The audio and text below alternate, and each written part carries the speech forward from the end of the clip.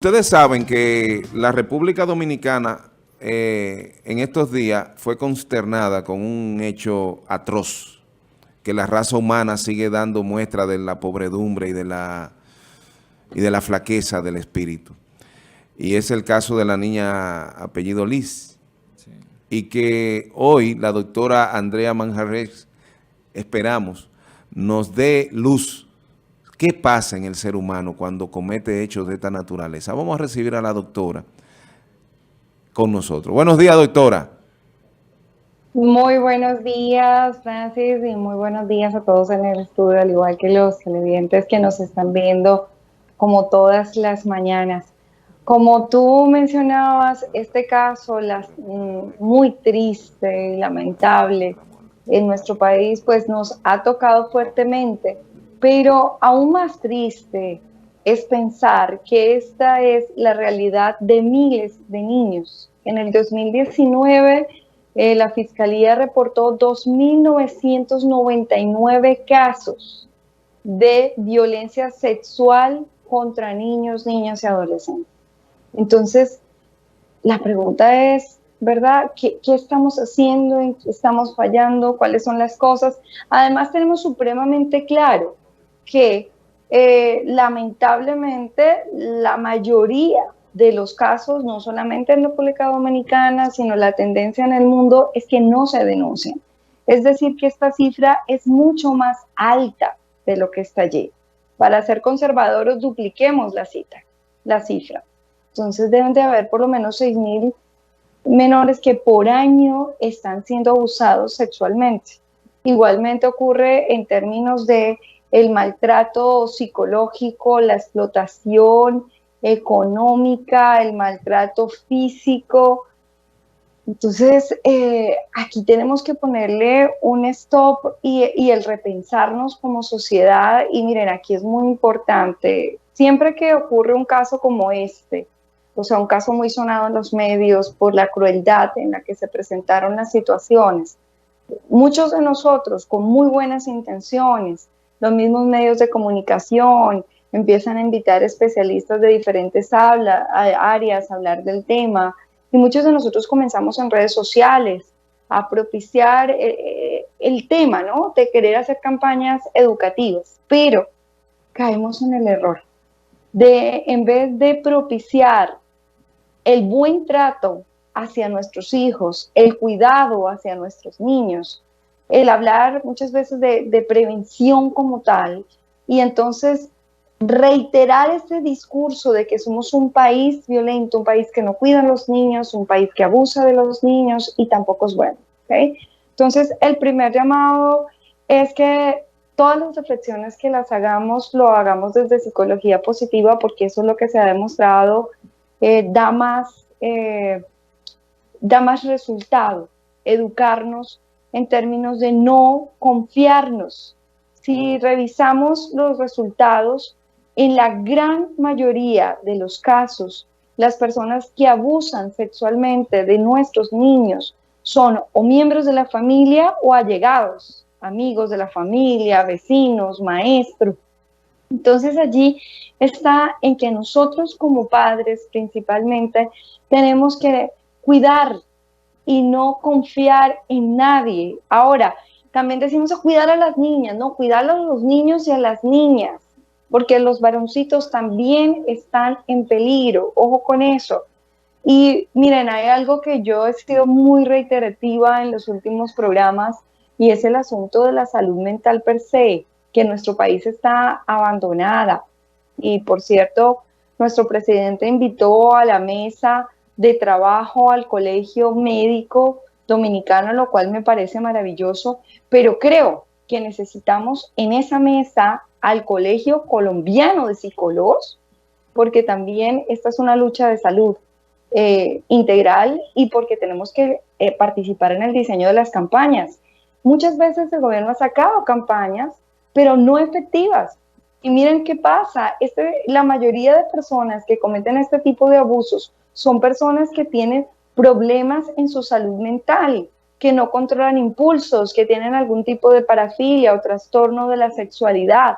Pero como no tenemos un sistema de salud que nos permita dar la atención requerida, una atención asequible, porque es muy limitada la cantidad de psicólogos que hace parte del Sistema Nacional de Salud que trabajan en el sector público, y la mayoría están en primer nivel de atención. O sea, los casos graves de psicopatología, quizás la psicopatología que este señor que abusó de esta niña y la asesinó, y de muchos otros casos, pues no tenemos profesionales en el sistema trabajando para que esto no sea así.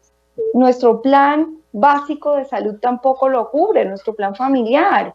Y son muy pocas las personas que pueden tener los recursos económicos para poder acceder a la salud mental, tanto en términos de psicología como en términos de psiquiatría, que muchas veces es necesario. El trabajo psicólogo y psiquiatra, el trabajo incluyendo la farmacoterapia, la medicación, estos medicamentos son costosos. Entonces hay que trabajar en dos sentidos para poder mejorar esto. Uno, la educación en términos de nosotros los padres, de no confiarnos. Acá ocurre mucho en los campos, ocurre mucho en los barrios, que uno ve a los niños andando por allí, desde chiquiticos, libre, que con la vecina, no, lleva todo el día allí en la casa de fulano, que es como mi hermano. No, ojo, cuidado, no dejemos a nuestros niños sin supervisión nunca. Doctora. Cuidado. Y el otro sentido de la salud mental, de cómo las personas que pueden representar un riesgo para la sociedad no tienen atención médica. Bueno, dime, Francis. Mira una cosa, usted dándonos esta orientación, veo más necesario la participación del profesional de la conducta, de su entidad como gremio, ¿verdad? Del colegio. Del colegio, junto a autoridades que tengan una planificación de políticas para contrarrestar esto. ¿Ustedes no han tenido contacto con entidades públicas cuando suceden estos casos? Mira, el colegio ahorita está en una gran lucha, y de hecho esta semana nuestro presidente, el licenciado Mauri Rodríguez, ha hecho varias declaraciones públicas, ha hecho ruedas de prensa, hablando de que en la ley 2201 se dice que una de las funciones principales del Colegio Dominicano de Psicólogos es la asesoría al Estado en términos de salud mental. Y estamos exigiendo ese lugar que se nos da por ley. Tenemos comisiones organizadas, expertos en cada área que están dispuestos a colaborar y aportar a este tipo de cosas. Pero realmente no hemos recibido hasta el momento la respuesta. Igual llevamos muy poco tiempo, ¿verdad?, con el nuevo gobierno, y esperamos que haya una respuesta en este sentido, porque es que necesitamos trabajar. Y si te das cuenta, no son cosas separadas. O sea, no es que por este lado tenemos lo que es el abuso sexual, por este lado tenemos el COVID. No, si realmente trabajáramos serio un plan con lo que tiene que ver con atención a la salud mental primaria, secundaria y terciaria, para que tengamos claridad en el primer nivel, es prevención y promoción, incluyendo temas como este, de prevención del abuso sexual, de lo que sería más bien el buen trato y cuidado de los niños, ¿cierto? Está incluido en este tramo. Y en el segundo y tercer nivel, la atención a personas con psicopatologías, porque entonces muchas de estas personas son personas con serios trastornos de la salud mental, están en la calle. Pero dime una cosa, ¿dónde hay un espacio donde una persona pueda ser internada? O sea, si yo detecto y tenemos un psicólogo y un psiquiatra trabajando, y definitivamente esta persona necesita internarse, esta persona no puede estar en la sociedad, es un peligro para sí mismo y para otros, ¿dónde está el lugar donde nosotros lo podemos internar? Doctora. Aquí, por ejemplo, en el San Vicente tiene una unidad de salud mental que, por cierto, es una de las mejores, y hay que reconocer la maravillosa labor que realiza el doctor Comprés. Pero es un espacio reducido y además está para estancias cortas, ¿sí? Un internamiento de una crisis, pero no de una persona que necesite, ¿verdad?, estar largos periodos o incluso estar allí, lamentablemente, porque hay personas que ya su salud llega a un punto en que necesitan estar en un sitio. ¿Y dónde están esos lugares en el país? Ya. Dime. Veo aquí en el Listín Diario a una publicación que está en primera plana del periodista Javier Flores, que habla del perfil misterioso del del confeso violador y homicida de la niña. Sin embargo, usted que es experta en la conducta sabe que, ¿verdad? Más esto de lo que tiene que ver con los perfiles. Se dice ahora, luego de 15 años, de que este señor, que era muy callado, parece que ahora lo notó la sociedad, de que era muy callado, que él, incluso vi alguna declaración de los vecinos, que era lo denominan como un tipo raro y que no le daba buena espina, pero nadie se preocupó en investigarlo. ¿Hay un perfil, se puede crear un perfil de un violador? Pues mira, que pudiéramos identificarlo así, a grosso modo, por su comportamiento, básicamente. No podemos hablar de un perfil como tal, digamos, de los violadores. Ahora, cuando nos metemos a analizar los perfiles, no solamente en el país, sino en términos generales, ese tipo de observación, ese tipo de relatos que tú dices ahí, una persona muy callada, muy reservada, muy introvertido, bastante aislado, muy extraño, que daba una mala espina, es lo que encontramos en los relatos muchas veces. Sí, pero ahora tampoco podemos entonces sesgarnos que cualquier persona que veamos callada y como introvertida entonces es un posible violador. No, pero sí es lo que no tenemos ese esquema de salud mental comunitaria, cosa que en América Latina, Cuba es un excelente ejemplo, ¿no? De la medicina tanto familiar como la medicina en términos de salud mental, en términos comunitarios, donde ellos conocen su gente y donde hay mecanismos como tú dices, o sea, acá hay un vecino que tenemos medio extraño, pero podemos notificarlo a las autoridades y le dan seguimiento, que quizás puede ser que no sea peligroso para otras personas, pero sí para sí mismo, tiene una depresión o tiene algo, pero acá no tenemos mecanismos de hacerlo, ¿ok? Pero sí es común ese tipo de perfiles que se describan como personas muy introvertidas, en algunos casos, ojo, no en todos, pero sí en algunos casos son víctimas también de abuso sexual, ¿sí? Ahora no podemos decir que toda víctima de abuso sexual entonces también va a ser un abusador, no, pero sí hay una parte importante que varía un poco dependiendo los países, que cuando no reciben su oportuna atención, pues tienden a replicarlo, lamentablemente, y esto ocurre también mucho en los niños, cuando vemos casos de niños que abusan de otros niños, o de jóvenes que abusan de otros jóvenes o de otros niños, cuando investigamos es frecuente encontrar que este niño o este joven que está abusando a su vez ha sido abusado. Entonces replica esas situaciones, porque incluso ¿qué pasa? Que no nos damos cuenta, como que a esa persona se le pierde entre el bien y el mal, lo que está bien, lo que está mal, por el grado de alteración de sus emociones y de su salud mental.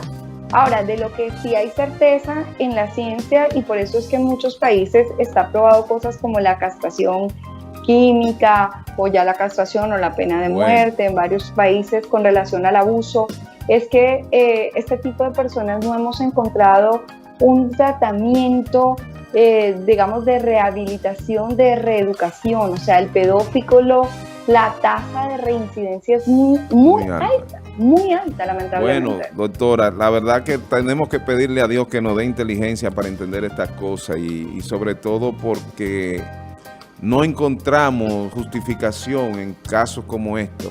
¿Qué pasa por la mente de estos individuos? Bueno, ha sido muy puntual su participación este jueves, como cada jueves, doctora Andrea Manjarrés. Y nada, será hasta la próxima. Gracias a usted. Muchas gracias a ustedes y nada, recordarles a las personas despidiéndonos que transmitamos mensajes positivos a través de nuestras redes, que inviten a cuidar a nuestros niños y a no confiar en nadie, fe ciega en nadie, tanto con las niñas como con los niños, cuidado, y ante cualquier cambio abrupto de comportamiento de los niños, prestemos la atención. Ningún niño cambie radicalmente, que el niño alegre, que quedó triste, porque sí, inmediatamente hay un cambio radical de los niños, atender a ver qué es lo que ocurre, llevarlo a un profesional de la psicología a que nos ayude a descifrar qué es lo que está ocurriendo. Muy bien, muchas gracias. Ahí está, ese último mensaje creo que es el que debemos de adoptar todos. Correcto. Bien, gracias, doctora, y continuamos. Sí. Yerjan, ¿tiene alguna? Tenemos una llamadita ahí de un amigo televidente. Vamos Buenos a ver. días. Buenos días. Buenos días. Ah, ¿cómo está Adelante. usted? Tina Sánchez, otra vez. Sí, claro. La conocí. Sí. Encantada de oírlos. Sí. Oigan, ¿cuándo será que aquí yo antes de morirme pueda ver un proyecto de nación para que se enfoquen los problemas primarios del ser humano? Porque mientras los políticos no enfoquen la realidad del país, nunca vamos a salir de este atolladero. Por ejemplo, el medio ambiente, que es lo primordial. San Francisco de Macorís es una letrina. Ay, Dios mío. ¿Cómo es posible que aquí se siga construyendo a base de pozos sépticos? Y cuando se llenen, ¿a dónde van a tirar esas materias fecales? Bueno, al subsuelo, a donde están las corrientes acuíferas más importantes. Aló, se cayó. Vamos a una pausa. Excúsenos, doña Tina, que se nos cayó la llamada, pero usted puede llamar cuando se quiera. Y muy buena opinión. Vamos a una pausa y regresamos, que hay más contenido.